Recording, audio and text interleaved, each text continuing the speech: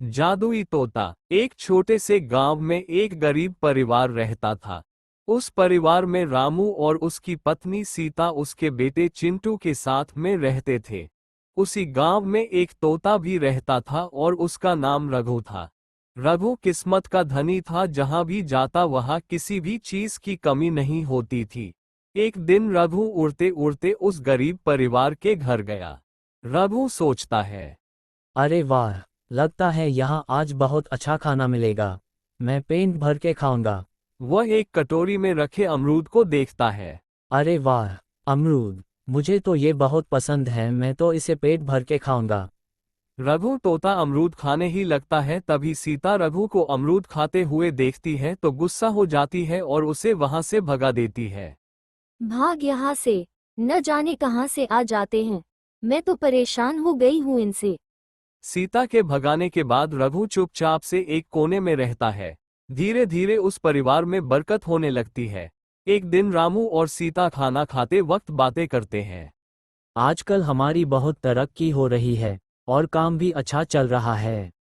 रामू कहता है और इस पर सीता कहती है, सच कहा, भगवान हमेशा ऐसे ही मेहरबान रहे हम पर। बेटा चिंटू भी कहता है, पिताजी मुझे खिलौना लेकर दो ना, मेरे सभी दोस्तों के पास है। जरूर लाऊंगा। सब कितने खुश है ना, मेरे परिवार को किसी की नजर न लगे। एक तरफ ऐसी बातें होती है तो दूसरी तरफ किचन में रघु तोता भी अमरूद खा रहा होता है। मज़ा आया, अमरूद खाया, मज़ा आया। तभी सीता रसोई में आती है और रघु तोता को अमरूद खाते देख गुस्सा करती है। सीता रघु को बाहर निकालने के लिए अमरूद को पिंजरे में रख देती है। रघु जब अमरूद खाने लगता है तो पिंजरे का दरवाजा बंद हो जाता है और वह उसमें फंस जाता है। मुझे बाहर निकालो, मैं यहाँ फंस गया हूँ। मुझे बचाओ। अगले दिन सीता पिंजरा उठाए दूर कहीं उस रघु को छोड़ देती है। रघु के जाते ही उनके घर आई बरकत धीरे धीरे कम हो जाती है। उन्हें बहुत घाटा होता है। सीता कहती है, ये क्या हो रहा है, अचानक इतना कैसे बदल गया। अभी तक तो सब कुछ अच्छा चल रहा था। लगता है कि भगवान हमसे रूठ गया है। लगता है अब मुझे खिलौने भी नहीं मिलेंगे। और वह रोने लगता है और बाहर चला जाता है। कुछ दिन बाद रघु तोता फिर से उनके घर आता है। वापस आया, मैं वापस आया। अब मैं जमकर अमरूद खाऊंगा।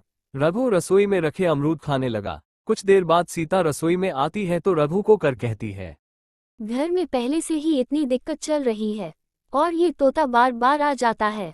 रामू के घर आने से उनके घर फिर से बरकत होने लगती है, काम भी अच्छे से चलने लगता है। एक रात जब रघु तोता अमरूद खाने जाता है तो पिंजरा बंद हो जाता है। रामू उसे बाहर निकाल देता है। रघु के जाते ही फिर से बरकत चली जाती है और काम में भी घाटा होने लगता है। किसी को कुछ समझ नहीं आ रहा था कि ऐसा क्यों हो रहा है।